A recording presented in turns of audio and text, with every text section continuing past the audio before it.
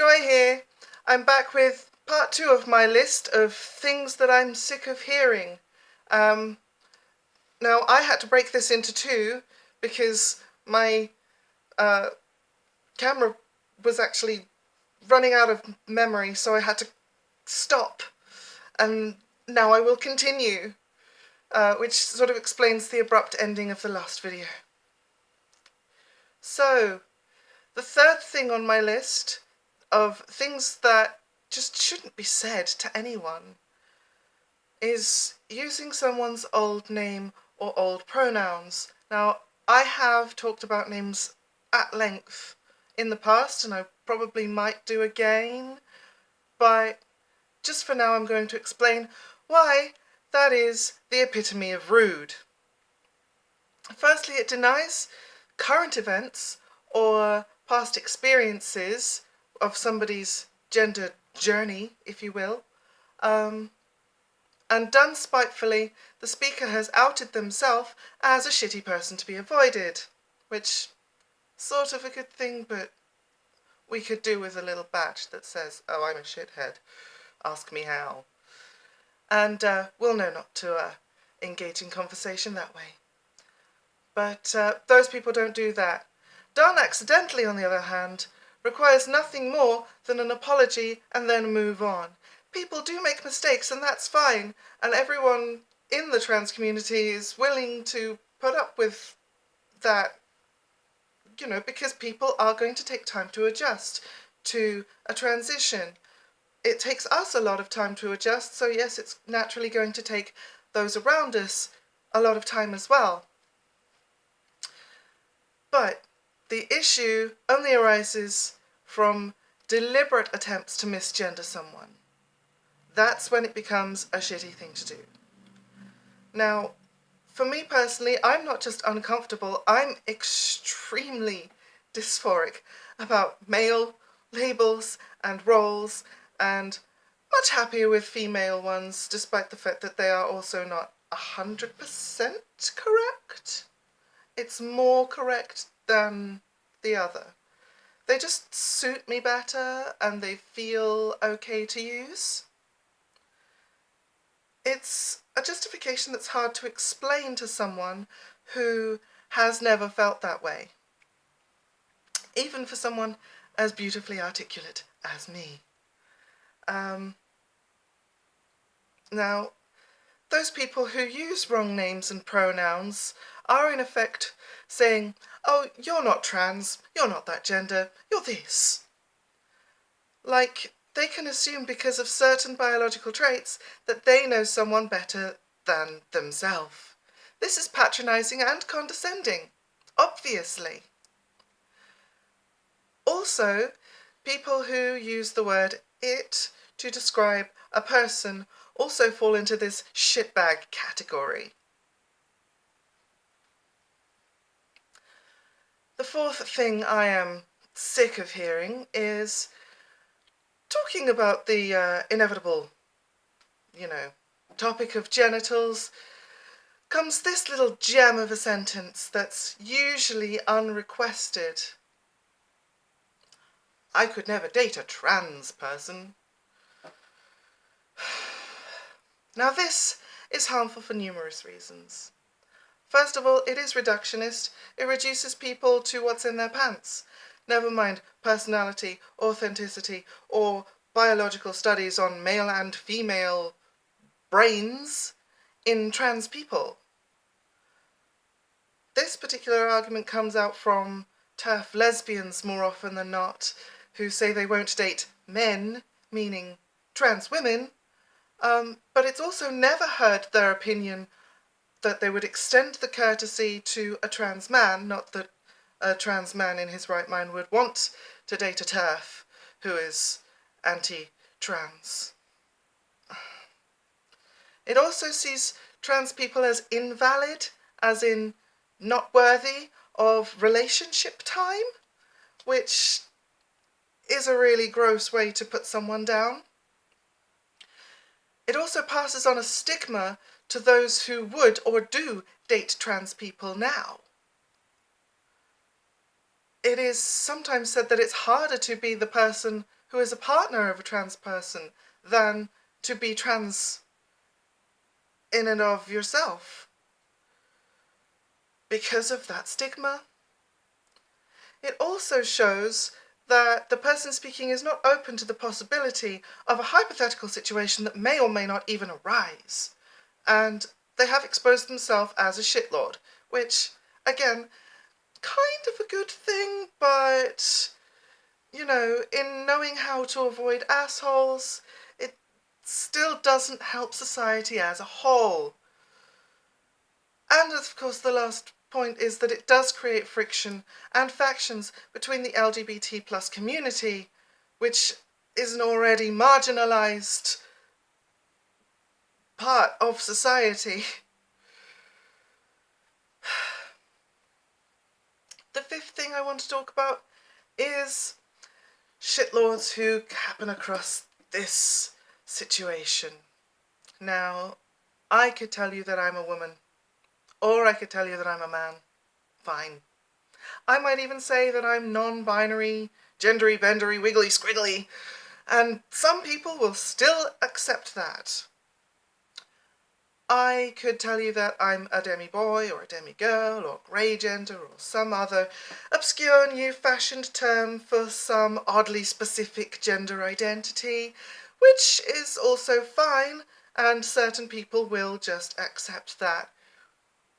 But sooner or later, some asshat is going to come along and say, "Oh, I identify as an attack helicopter."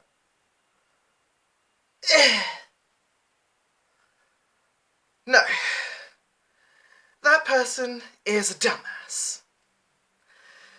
Firstly, it's not clever or even original at this point to say that. Secondly, it is insulting, but you already knew that. And thirdly, it's the same argument that's spouted by concerned parents who say, "Oh, well, what if my child says they're a dog? Do I let them identify as a dog?" No! A child who says they're a dog is a child with an active imagination, who later in life may or may not become a fairy, but that's, again, a different topic. I see what these arguments are trying to say. Okay, I'm not blind to that fact. If someone says something, how can anyone know that it is in fact true with a limited amount of proof? Therefore, biology tends to win out in these people's minds because biology is tangible proof. And we do tend to look for proof in physical evidence.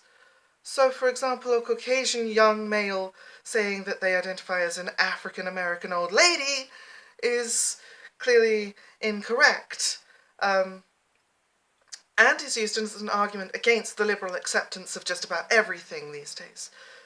But, unlike race or age or species, gender is not physical, i.e., not the same as biological sex.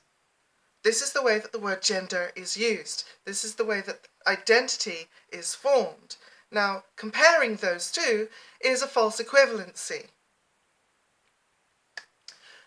We are taught from an early age that penis equals male and vagina equals female, and it's our biology that defines us, how we act, what we will like, what society expects, and yes, you can counter society's expectations and still be cisgender. But why such arbitrary things? Why haven't we already moved to define ourselves and our genders in a more holistic way other than just genitals? Well, that's what some of us have done.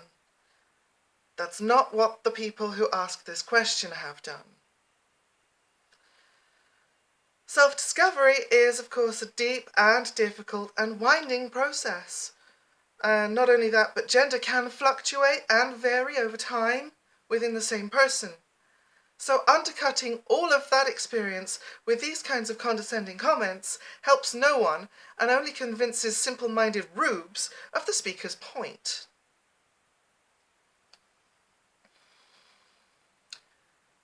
The last thing that I'm going to mention on this list of things that I'm fed up of.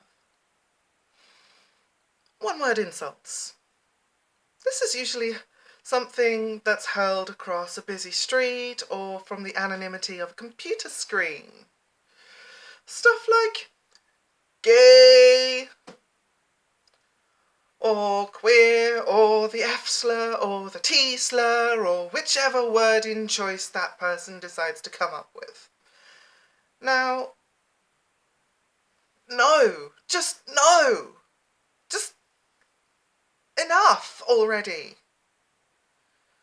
The chances are the person that they are trying to insult is already aware of their sexuality, their gender identity, and why do these people feel the need to butt into other people's lives and judge them at the same time, all with a loaded word and tone of voice? I really want to know why people do this.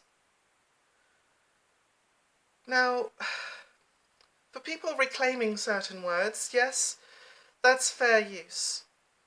You can't really use the word queer in certain contexts unless you are in fact queer. But although it is similar to how certain ethnicities use ethnic-based words as reclamation, for example, a black person who might say the N-word, still, even those users of words must exercise caution in using the words that have been used as insults and as derogatory in the past. And try not to offend, and remember that certain people are still offended by those words and that context is everything.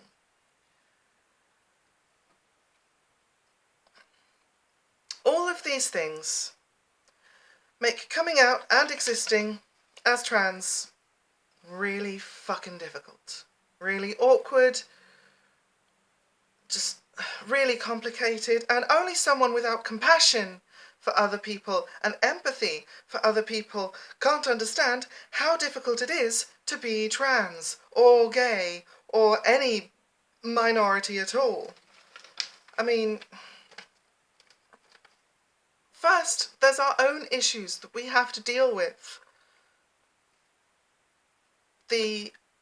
How am I going to fit into society? What is my place here? How am I going to navigate this lifestyle that may be thrust upon me from birth, or maybe something that I choose to do later? For example, I might have to choose to transition in order to feel more myself. All of this is compounded with how much shit am I going to get from society for doing this? And it's time to stop that. Anyway, spread a little love. Not in the physical sense, although if you are willing to do that, then good on you. I'll be back next week with another topic. I will see you soon. Bye.